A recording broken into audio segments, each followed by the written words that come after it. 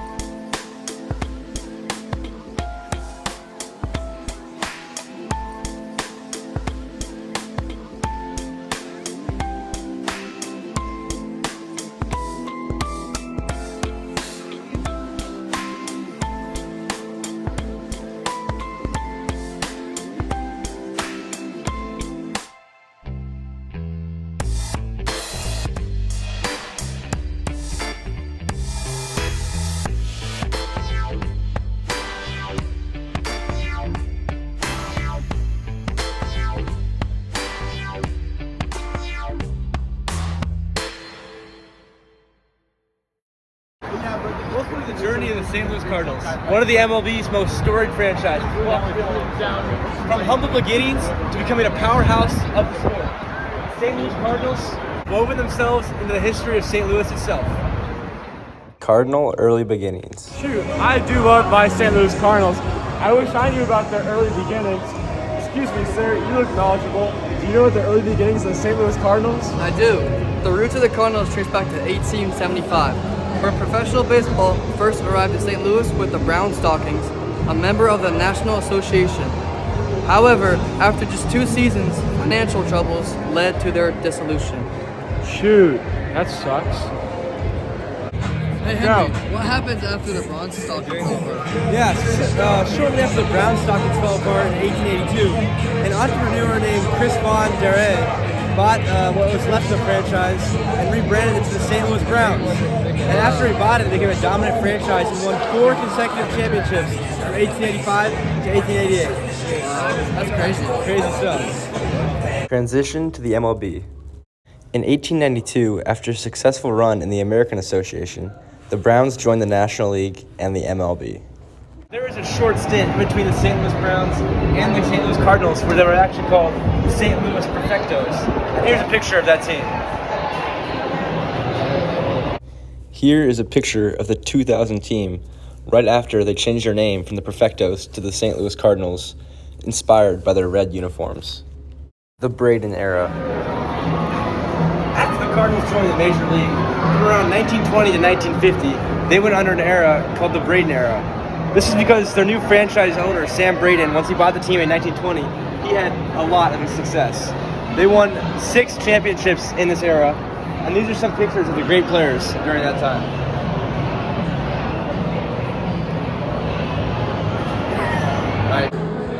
Is that a Cardinals player?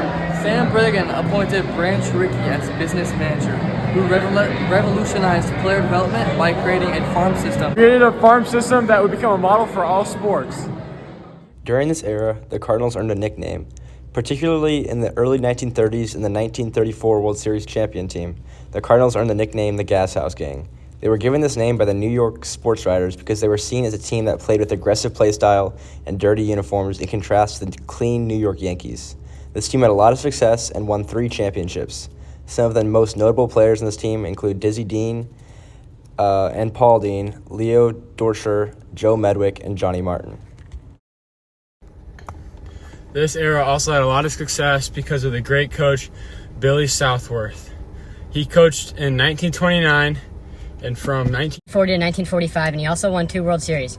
In this era, the Cardinals won their first 6 World Series in 1926, 31, 34, 42, 44, and 46. The Gussie Busch era. After the Braden era in 1953, the St. Louis Cardinals are sold to Anheuser-Busch, Gussie Busch. Gussie Busch, seen here in 1953, became the team president, and he rode the Clydesdales pitch around the stadium at home games. This era brought increased popularity and success as they won multiple championships throughout the 60s. In this era, Bob Gibson's legendary pitching performances and Lou Brock's base-stealing prowess defined this period. The Cardinals won 3 World Series titles during this time, 1964, 1967, and 1982. further embedding themselves in the St. Louis culture. In the Gushy Bush era, the Cardinals won World Series in 1954, 67, and 82. Go Cards! This couldn't have been without the great Cardinals coach, Whitey Herzog. Herzog coached from 1980 to 1990 and won 3 pennants and 1 World Series. The modern era. In 1996, William DeWitt Jr.'s investment group purchased the team. Under his ownership and with managers like Tony LaRusse at the helm, they returned to prominence with 2 more World Series titles in 2006 and 2011. The Cardinals continue to thrive today as one of MLB's most valuable teams, valued at $2.55 billion in recent years, and boasts an unwavering fan base known as Cardinal Nation. The last great Cardinals manager who coached in this era was Tony LaRusse. He is the winningest manager in Cardinals history. He won 3 pennants and 2 World Series titles in his reign from 1996 to 2011. The Cardinals today are now totaled with 11 World Series titles, the second most in baseball history, only behind the New York Yankees with 27. In fact, one of the greatest baseball games ever was played during this era. In Game 6 of the 2011 World Series, the Cardinals were down in the series 3-2, and they came all the way back in the 9th inning to tie it, and the 11th to win it. 2 clutch hits by star David Freese was a reason for this comeback. Here are the 2 clips from this game, one of the greatest games in MLB history. Into right, well hit. Back at the wall. It's off the wall. 1 run scores. Here comes Berkman. Freeze has tied it. 7-7. Unbelievable.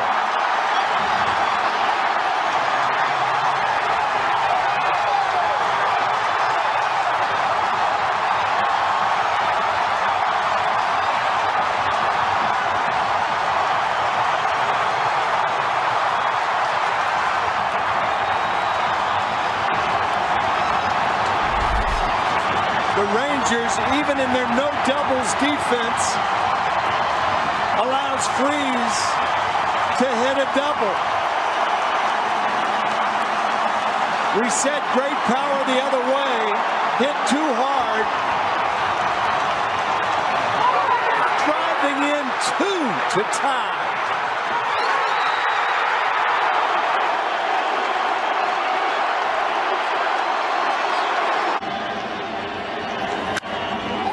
Hits it in the air to center.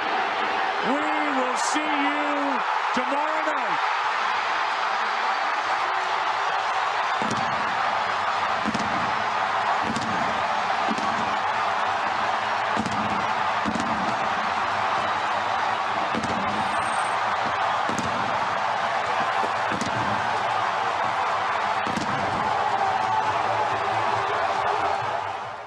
Let's take a closer look at some of the most iconic and influential players in St. Louis Cardinals history. These Cardinals Hall of Famers didn't just achieve greatness on the field, they united fans across the city and gave St. Louis a reason to rally behind a winning team. Legendary names like Stan Musial, Lou Brock, Rogers Hornsby, Ozzie Smith, Ted Simmons, and Eno Slaughter are forever tied to the Cardinals' legacy. More recent stars who left a lasting impact include Albert Pujols and Jim Edmonds, players who continue the tradition of excellence and pride in Cardinals baseball. Right here, we are standing in front of the greatest Cardinals player of all time. This is a statue of Stan Musial. It's right outside Busch Stadium. Number 6. On number 6, the greatest Cardinals. What cool records do Cardinals players hold? Stan Musial, 3,630 recorded career hits, 725 doubles, and a total of 6,134 bases in National League history. Bob Gibson, record for lowest ERA, 1.12, and most strikeouts in a World Series game, 17 in MLB history. Ozzie Smith with the record for most Gold Gloves held by a shortstop, which is 13. Albert Pujols is the only player to ever record 700-plus home runs, 3,000-plus hits, and 2,200 RBIs in their career. Yadier Molina and Adam Wainwright have the record for most starts by a pitcher-catcher combo, 328 games. A short biography of what your time with the Cardinals has been like so far and like kind of what you've done with them?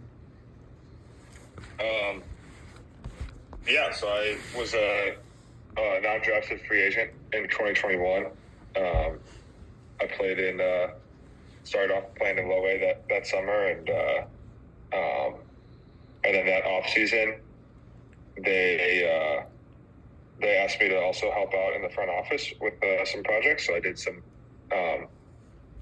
software development for them on the side, and then next year I kept playing and kind of moved up to the levels pretty quick. Had a really good year, and I've kind of been in AAA since July of 2022, outside of a couple weeks in the big leagues. All right, so hi, my name's Nico. So just a little Nico? quick question. What's up? So you've been connected to St. Louis for some time now, attending WashU and now playing with the Cardinals. What was your favorite part about being in St. Louis? Good question. I think I like the.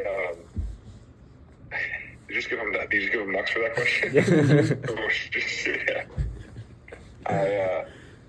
I think I always appreciated like how loyal St. Louis people are. Like if you're born in St. Louis and raised in St. Louis, like you have this kind of, dare I say, irrational loyalty and belief that St. Louis is like the greatest city, even though it's like almost like you've never been anywhere else before. But it's but I know a lot of guys that are like that just love the city, even though like no matter what, just because they were born there, born and raised there and whatnot. That's definitely something I really liked. I also just like there's a lot of like really sneaky good food and restaurants throughout the city and throughout the suburbs that I grew to like a lot. I really liked Forest Park and the WashU campus area.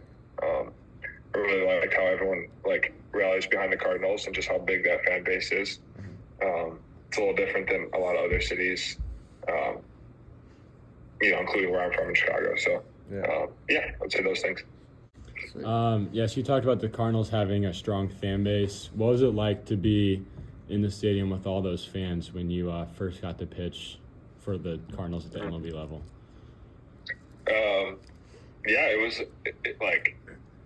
It was nuts. I mean, I didn't pitch in St. Louis right away. Like when I got called up, I didn't pitch in St. Louis actually until like a couple months later. But just being in the stadium during that time, like the stadium was just, it was electric. Like it was just so loud, especially when the Cubs came into town. We played the Cubs for a weekend, and like, it was really cool. I mean, just seeing everyone come into the stadium and just being in the bullpen and looking up and seeing all the fans there and going out on the mound and looking up, and the stadium is so beautiful. It's just the red stadium everywhere.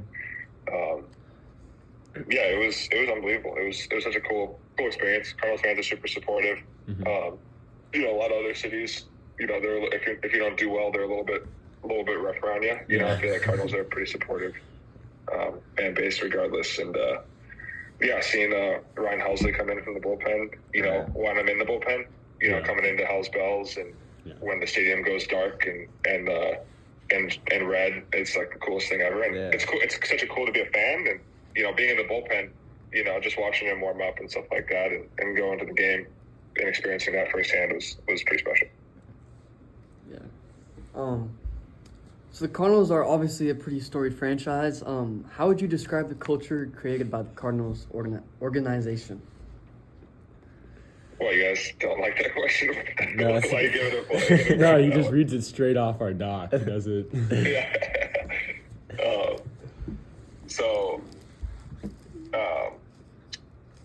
I think a lot of the culture. I think it's interesting. The culture is changing a little bit since it's been since Molina and Pujols and Wainwright have retired. So the org is changing in a good way. I think there's like a sense of like tradition and like this like belief and confidence of the organization that because of our history as an org and how successful we've been as an org, like that there's definitely like a sense of confidence, and we rely on traditions and also kind of recognizing and remembering all of the players and Hall of Famers that have come before you, and celebrating those and relying on those guys. You know, it's like David Freese was in the clubhouse this year and in spring training, and like, you know, was able to kind of be around and help the guys. And I know it really impacted a lot of the guys there, you know, having a guy like that come in. And so I think because like the alumni really give back to the team in a lot of different ways, especially even like some of the biggest alumni like David Freese and Molina and Pujols and Wainwright, like they still want to be around and help, and which I think is pretty cool. Like, you know, we have Jason Isenhausen as like a pitching coach rover that is just always around, and I don't think other orgs quite have the same type of loyalty even after them playing.